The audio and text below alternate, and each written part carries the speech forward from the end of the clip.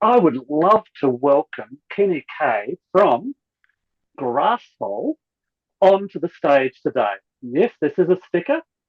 Didn't quite fit on my forehead. And we've just had a bit of a chat, and Kenny is going to discuss the ups and downs of startups, which I think is incredibly relevant for any M&A and the risks of mergers and acquisitions. So over to you, Ken. Let's get into it. You were just telling Yeah. me about Pink Floyd. What's the Yeah. story there? So I've seen a lot of Pink Floyd shows. So back when Roger Waters split from Pink Floyd because of arguments with David Gilmour, he did a album. It was called The Pros and Cons of Hitchhiking. And so I'm going to probably come up with something, a book, The Pros and Cons of a Startup. And let's just put on our St. Patrick Day hats. So, yes, this is the product I invented. JT will spank me if we say Grasshole. It's Sprinkler Guard by Grasshole. Yes, I have plenty of those stickers, but that's how people remember me, Craig. You know that. Who is when I got at Anaheim? Who was it? It was Holly. She was in the elevator with some other lady. She goes, Grasshole, and the other lady looked at her and said, "What did you just call him?" But you know what? I'm not McDonald's, and I realize that. And if I my name was Kentucky Fried Chicken, you know what you're getting, or Burger King, or places like that. So, Sprinkler Guard is a better SEO term. So it's part of the pros and cons of a startup in branding your product. It is, and branding is just so important with any product, really, and being able to get across a single message that grasps the audience. But how does that help you from a startup perspective? Where does the branding side come in from a startup perspective? From getting other colleagues' inputs. And so when I was sitting with JT and at his clubhouse in outside Nashville, he goes, "Ken, we got to get rid of this grasshole thing. It's not working for me." And I said, "Okay, so let's write down some names." Then we went into the USPTO office because I'm going to trademark that name. And there's no doubt about that. I'm going to trademark. Grasshole's trademark. My little character, Angus McGrath, he's trademark. I have two patents. I'm working on a third patent. So it's very important when you got to when you're trademarking that your name can associate with kind of what the product is. So sprinkler guard, it is two words, but it kind of tells you, okay, it protects sprinklers. Now, there may be some confusion because there's indoor sprinklers for fire systems inside commercial buildings, which they Yes. have a metal cage around there. And then there's the sprinkler systems in your yard. So JT and I felt that that was a better terminology. So we're punching along. I've rebranded, and it's and that's the con of rebranding. It's a lot of work. It's not only going out and getting that URL, which is very important, filing with the state and the IRS your DBA, because my company is called Grasshole Corporation. Now it's DBA Sprinkler Guard, which is very simple. What other things you got to change? I mean, it just keeps adding and adding, and Your LinkedIn banner, your Facebook group name, your all of those sort of things are just one after the other after the other. every single platform that I'm on, I mean, I'm on every platform basically, but you got to go in there, and sometimes you miss things. Then you got to go back into your advertising and change it. It's Sprinkler Guard by Grasshole, and so you still have that Grasshole name in there, which people have already associated with. That little QR code, if I go into the report, there is actually a database, and I could pull up, yeah, Yep, yeah, there we go. that little QR code with Angus in there. That will tell me everybody who scanned in my QR code. And it is synonymous. It's around the world. But up and down the East Coast of the United States, it's all green. It's all green. Well, I, I'm a great believer in these sprinkler covers because just a little story. I used to organise large public events in a town called Bendigo in central Victoria, Australia. and we had at Easter we had these fireworks going off. So we're all around it outside of this football ground. You've got people all on the stands watching these fireworks, just about ready to go off. 8 o'clock turns up. Fireworks are due to go off at 8 o'clock. 8 o'clock turns up. Someone forgot to turn off the sprinkler system, didn't they? The time sprinkler system. So you've got all these people rushing, sprinting into the middle of this football oval to go and stomp on top of this That's sprinkler system. hilarious. It That's was hilarious, hilarious. and I don't think I've ever been as fit since. But I Well, did that. hopefully it was hot enough so where the sprinkler water didn't make you cold. It was hilarious. So yes, as a result, I now know what those sprinkler covers are all about. So let's talk about the ups and downs. We obviously, what we've spoken about already is if you haven't got your product name, your branding right at the beginning, a full understanding of getting that right, there's a whole heap of work you've got to just go back and do later on. Yes, there sure is. So it's really getting that name right.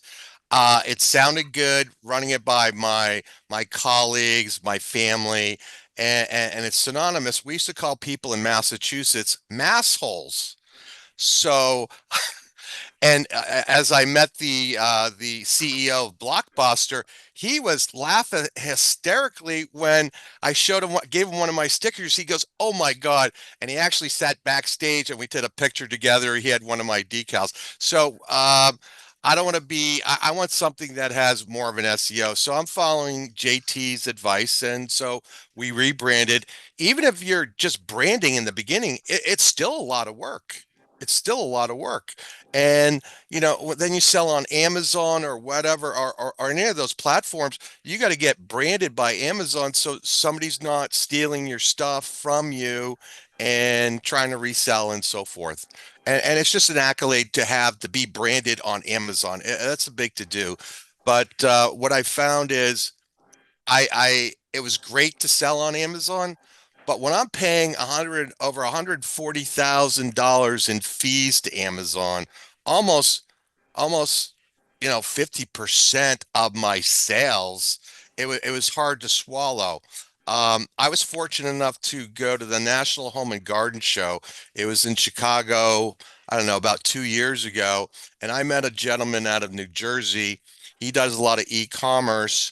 And so what we proposed is you let me use your Seller Central account on Amazon and I will buy directly from you.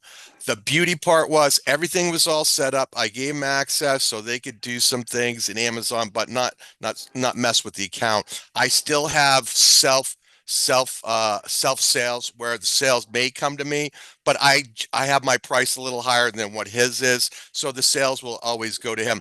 Once a Yeah. quarter, he's buying a tractor trailer load from me. The best part is when he places the order, I get an ACH for 50% of the order.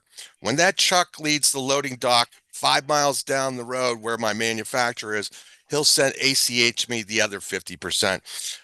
This has been going on for almost 2 years now. So that I need more of those type of customers to get to the next level. So my focus is really the B2B.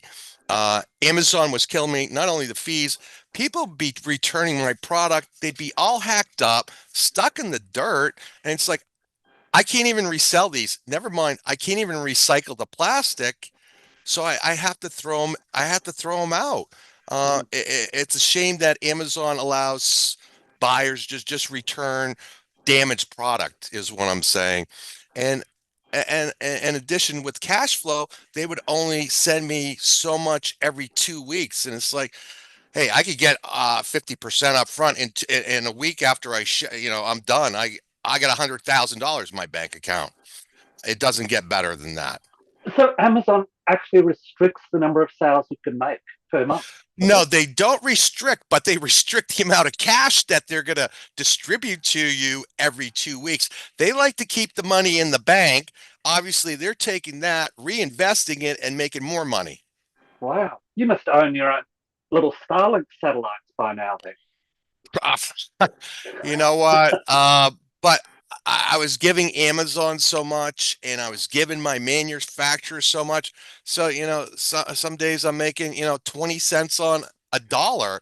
And it's Uh, like I got to do better than this. So what I did, I learned this is a learning event. I made all these retail boxes. They were pretty and everything. And that's what we packaged up and shipped to Amazon. Now, those boxes are $2 a piece. That's a lot.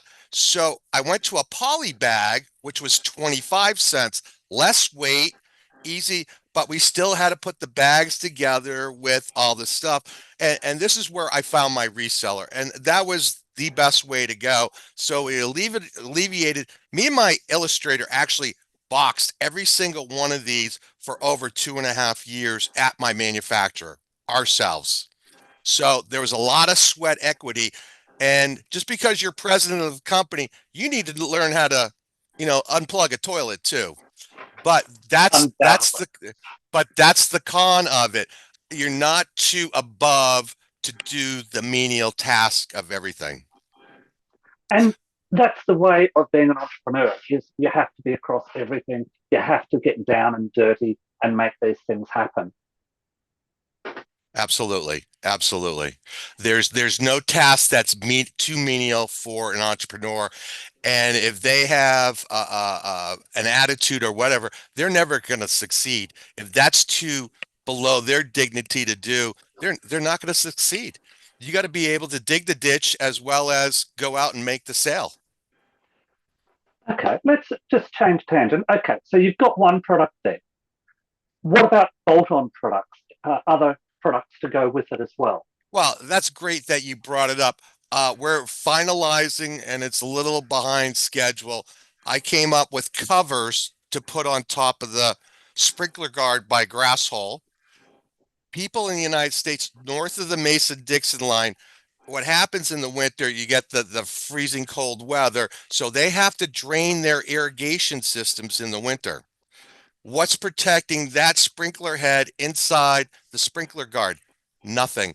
So the covers will go on there to protect against the snow, the sleet, the hail, the ice. Then they take them off in the spring when the weather is permeable again, and then they can start running their systems. So that was a big thing, having additional products on my website or for sale. I will have a third one coming out for Father's Day next year.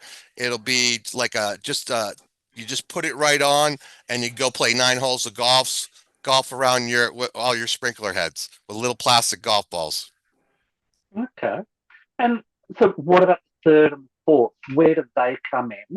And what about, you've obviously learnt the lessons of having great partners that can help you grow rapidly, reduce your labor, reduce your requirement for your sweat equity, basically. What about taking on other partners to enhance your product range? Is that a Yes, consideration? that is in my wheelhouse. I am open to white labeling my product. You could put ABC or Home Depot or Lowe's on there. So I am open to that as well as a licensing agreement for my patents. My only criteria would be that they would still need to be made, at least in the United States, hopefully with my current manufacturer. We're able to produce currently right now 100,000 units a month. I could double that production in 2 months with building another mold. Then I could probably double that again in another 2 months. So the capacity's there. Actually met some nice people who are very interested in my product, and we're talking about distribution in Poland right now.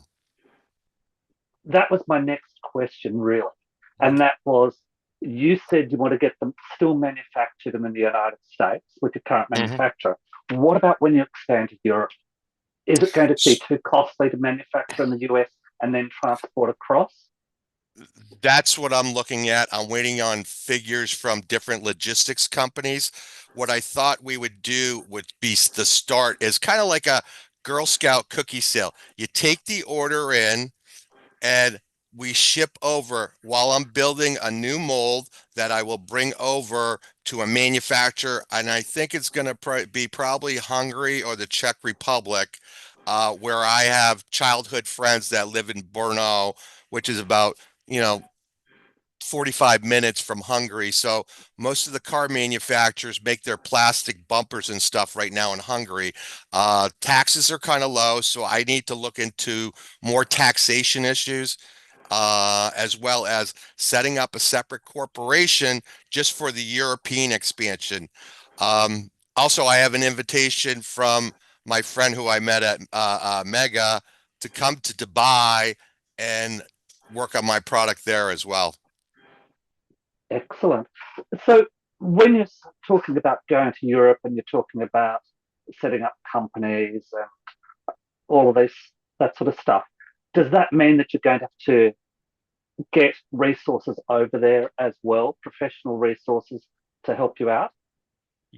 Yes. So I would build a mold here and then ship that mold over there, subcontract a manufacturer, then talked with them on who their plastic distributors are.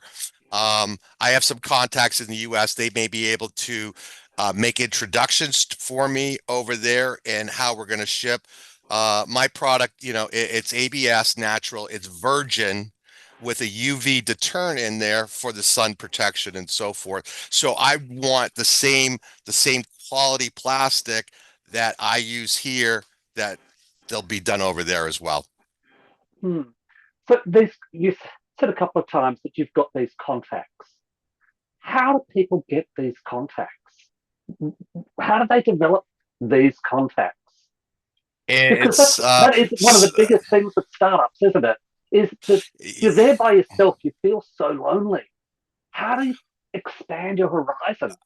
I've been on LinkedIn from the beginning, and it's going to mega events, trade shows, meeting people like you, Craig, meeting Octavian, and he's all gun ho about helping me over there. Meeting the that Polish author from Mega, he's actually going to be my distributor in Poland. My Polish is not too good anymore, but he's fluent Polish. I could tell you your grandmother has no underwear, but she's going to get some. I don't think that'll work in a business conversation. I knew I'd get a laugh at it. I don't even want to know why you learned that in the first place. When growing up, my mother was born in this country, but she grew up in Slovakia. So these are some of the things, my cousins spoke a little, and these are the things that we used to talk about and learned and come up. And hey, we could call that guy's a butthead or whatever the case may be. You learn always the bad words first and the bad things. You don't learn the proper things. I definitely It's think this is more a reflection on you than anybody else, but okay. I always try to find humor in a lot of things. I have an AB brain. I really do, because I come from the big five accounting world. So I love to sit there and do corporate tax returns and help. I have some CFO clients. That's another practice that I do. And so I do like doing the tax returns and the intricate thought. So, then all of a sudden I'm creating things like this out of my other side of brain, then and then putting it both together. And sometimes I short circuit myself. But that's the Gemini in me. The good side, the bad side, the left brain, the right brain. And actually, I should have been, like a left-handed person. But back in the day when I was growing up, my mother corrected me, and she goes, "No, you got to write with your right hand." But still today, I shoot a gun lefty, I shoot pool lefty, and I've been doing it that way since I was 4 years old. It's how you feel comfortable, There and we go. you We have got that in common. and it's the same thing with being an entrepreneur. You got to be flexible. Hey, if you can't use your left hand, use your right hand. Whatever works, you get. That's the goal over there. All right, my goal is 100 million. If I fall short at 30 million, I'm fine. But I always want to set my goals higher and my expectations higher than if I fall short, I'm content. Okay, let's take it there then. Your goal is 100 million. How are you going to get to that 100 million? What's the steps involved with that?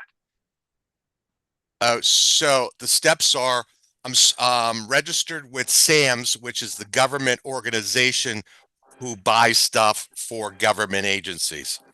I have a company that's working with me, and we're going to work with the subcontractors to do all the landscaping at the National Veteran Cemeteries, the Veteran Administration hospitals and buildings, all the government stuff. So that's part of it. I have ongoing conversations with Hard Rock cafes right now, as well as some hotel chains. I'm set up as a vendor with Sheraton, Marriott, the Ritz-Carlton. So when I was at Sheraton in Anaheim, I met with the facilities manager. I had some of my product with me. And what I did, I shipped him 60 units for free just to try out. And that is really dope. So getting into these big conglomerates, this is where I'm going to escalate to that 100 million. Also, by expanding to Europe, Poland is a big advocate of buying these. When I was doing my matrices via Amazon, people are buying them all over the world. My biggest states in the United States is California, Texas, and Florida. They buy all year round. But there are guys in Poland and all over Europe are buying my product off of Amazon, because I don't ship on my website internationally yet. And this is the reason, the expansion over there, and to find somebody that's so excited beyond me about selling my product over there, how do you say no? Yeah. What I keep hearing from you all the way through this conversation is it's all about the people you know, the networks that you're developing. You're not trying to do this all yourself. You're bringing people into your circle that are also passionate, that have connections that you can then work with. Is that about right? You hit the nail on the head, Craig. I mean, I'm sitting here with you because I met you at Mega. Now, my idea is I would like to come on to Australia because people are interested in protecting their sprinkler heads there. If So we I put would grass over here, the kangaroos didn't eat it all. uh, it's a big country. No, it is very big, and I looked at logistics, but the shipping was so expensive to Australia, it was crazy. So maybe now that COVID's over, that I could reevaluate logistics to Australia.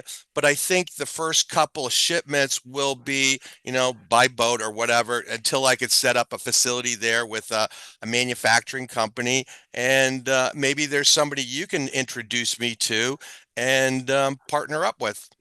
There is not in Australia. There is only one plastic manufacturer in Australia. Really? That is it, Wow. just one. I know this because I set up a business years ago called Australian Country Recycling, and Hmm. we were a plastic recycling company. Hmm. And yes, there is only one plastic manufacturer in Australia. And obviously, well, here you go. Here's something as busy as a one legged man in a bum kicking competition. Did you copy that from me? Don't I, know, but because I thought you would like that one. no, because I often say that, hey, how's your day going? It's like, I feel like a one-legged man in a butt kicking contest. It's like, I never heard that before. That's fun. I thought I might have mentioned it when we were at dinner, It that must one be night. the people that used to be left handed and now right handed thing. They don't It know must which be one hand to of us. use. They don't know which hand to use. So that is an interesting fact. There was a manufacturer of sprinkler heads in Sarasota, Florida, K-Rain, and what they've done, I know their CEO, and what they've done is they built a facility in Dominican Republic. They wanted to be close to the U.S., but they didn't want to send their product to China. Now with all the tariffs coming up to China and everywhere else, um, they're gonna probably be able to outprice people in the market. So my thought is, and I think I need to look at Australian tax laws, that I'm gonna schedule a meeting with him, the CEO from K-Rain, and look at maybe building a facility in Australia. If you only have one plastic manufacturer, oh my, That's not good. He has the monopoly. We need competition. We need competition. Thank you We for don't that do that in great. Australia. Thank you for that great. You don't have monopolies? No, we don't do competition. Oh, you Uh, don't do we, we, competition. we don't do manufacturing. We don't do competition, but we do taxes. We're very Here, big on taxes. We're good with those. oh, your taxes because your taxes are really high. Oh, yeah. If you want to do something in Australia, we've got 50% taxes. Not a problem. Unless, of course, you are a large electronics company, Hmm. telecommunications, something like that, in which case you don't have to worry. We don't charge you taxes. You don't pay tax. It's great. Okay. So logistically, we would have to find someplace near Australia to do this. And so the shipping costs wouldn't be as impactful. I mean, he's New in the Zealand. Dominican, New Zealand. There New you go. Zealand. You're giving me all these great ideas. Yeah. Uh, So, and New Zealand is how far from Australia? 100 miles, maybe? yeah, it's Plus across the my, ditch. Across the yeah, ditch. It's not too across far. the ditch. Okay, across the ditch. Yeah. I remember hearing these terminologies talking to people down under. Yeah, across the ditch. Yeah, it's right next door. But the Kiwis are extremely entrepreneurial. They Okay. are very good. But I'm going to have to cut that part out of this podcast because I don't want any compliments going over to New Zealand, of course.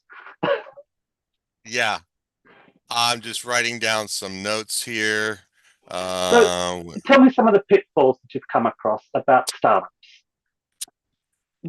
Let's get well, into some of the really big ones. Obviously, we've been through the branding, we've been through some of the taxes, the manufacturing side. the What other cost, issues have you encountered? I have all my costs dialed in. My new manufacturer, basically, if I run 50,000 units, it's going to cost me X. If I run 10,000 units, it's going to be a higher price because they still have to run the machines. And it's finding a company, and I'm fortunate, my previous company, they only work Monday through Thursday. And it's like, well, that's great for your employees and work 10 hours a day where this other company, they run Monday through Friday, but they run three shifts, Ah, mm, which is the world of difference. So my product could be running 24/7 until I meet my order quota. I need 100,000 units. When do you need them? Yesterday. So how can we get the machine to, we want to make sure that we get them all done. And I know in special cases, they will stay open they'll work on Saturdays if there's special orders. Obviously, money talks. But the more I produce, the more that keeps them happy, even though my price is lower. But it's having that volume. I got to go see them tomorrow, and I'm sponsoring an event for. It's a veteran organization, DD 214, and I'm sponsoring. It's for Jeeps, so it's kind of a Jeep thing, but it benefits veterans locally here in Sarasota, Bradenton area. So which is key to me. And I've sponsored other things. I actually paid for the sponsorship of adopting a horse for a board that I sit on, the Veterans Ranch. And there was a horse in a shelter. The owner had dementia, so the horse kind of got skinny and so forth. But it was $500 to adopt her. It was a no-brainer. So, and I think when I go see JT and Adam, I believe is it April? No, February, that I'm going to make a special trip to go see my horse and take pictures with my horse. And I told the president of the board, it's my horse. And I'm going to put maybe one of my sprinkler hats on her. And she is a 6-year-old mare. She's absolutely beautiful. But I don't see how she's a paint, so I don't understand how she could be Arabian. I've never seen an Arabian that's a painted horse. Normally they're no. gray, they're white, they're black. But I never seen one that has paint. Maybe she does have some Arabian blood, but we'll see. They're trying Mm, to slowly bring her around. Horseback riding helps with equine therapy with PTSD, which kind of I have, and so I like to give a hand up and not hand out because I find out if I hand out and give these products away, people don't use them, but if they have to pay for them, they do. Okay, You know, there's a huge lesson that people have got to get from this is you can't give stuff away. People have got to pay something, otherwise they will not value it at all. correct. So I had a call from the state of Idaho's Veteran Cemetery. Ken, we need your product. Can you help us? And I said, well, how many do you need? Well, we need 180. I said, not a problem. I go, but you pay for the shipping. You post me on social media how I helped you.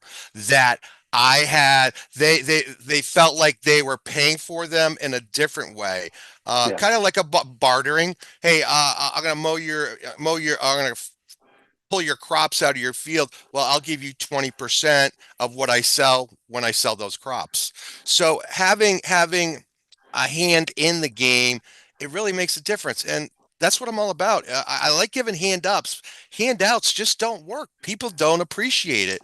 And you wonder why there's so much corruption and crime in people who just collect welfare. And I hate to say that, but they don't have any aspirations of going to the next level. And there are few and far between that take it upon themselves. You change their environment, you could change that person. And we did that with my nephew. He just finished his sophomore year in high school. He had a 1.2 cum. 1.2. So what's that? An F plus? Uh, we brought him down to Sarasota. I had two kids, so already they were young. So we gave him his own bedroom, and I wound up getting him into the Catholic high school by the grace of God. They go, "Can you afford $500?" And I said, "Hell yeah. It's a $10,000 a year school." And that was back then. I'm talking, let's see, God, he's 30. So I'm talking like almost 20 years ago. wow. And and I said, listen, you need anything from me, just call me and I'll help you out. Yeah, subsequently I went up sitting on the board, but that's besides the point. He got a 3.5 his junior year. He got a 3.0 his senior year. Then he went to the university that I went to. So if you could change the people's environment, you could change. I mean, going to the mega event, I mean, that was a whole like I just got pounded with electricity. I had so much energy. I don't know about you, Craig, but I was flying. I mean, so pumped up with energy. And when I was on stage, it was like, you know, that 6, 7 minutes went by so quick. And JJ sitting there, Ken, did you drink too many Red Bulls?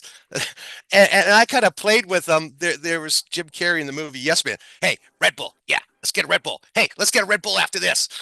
Security, JT, security, please come to the stage. But that was funny. That was funny. But Oh, you got to take, yeah. So I'm really looking forward for that video. well, can I round off this with two questions, please?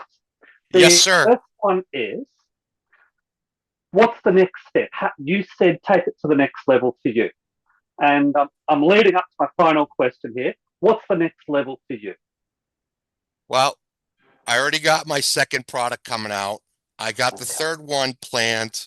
The expansion to Europe, the expansion to Dubai, the increase with Sam's and selling to the United States government, the hotel chains, along with all the hard rock chains. I think that's a big step right now. That is. And then I think it looks like New Zealand. Here we come.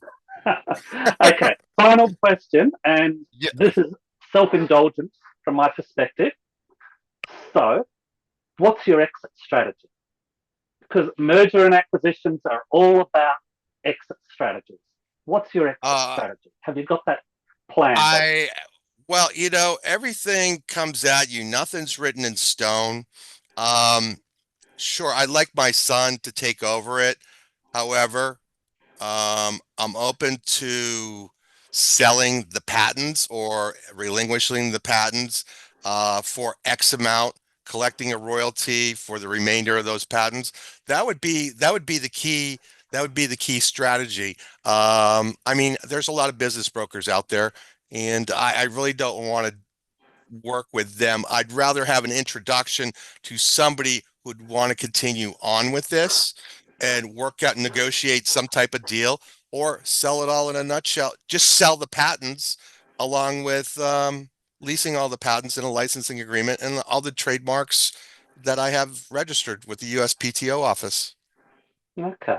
So again, there's that passion there. It's and a lot of people, a lot of small business people get caught up with this about, oh, it's my little baby and I'm going to protect it and all that sort of stuff. Do you think that you might be caught up in that yourself? Well, yeah, it's hard to, it's like watching a child grow.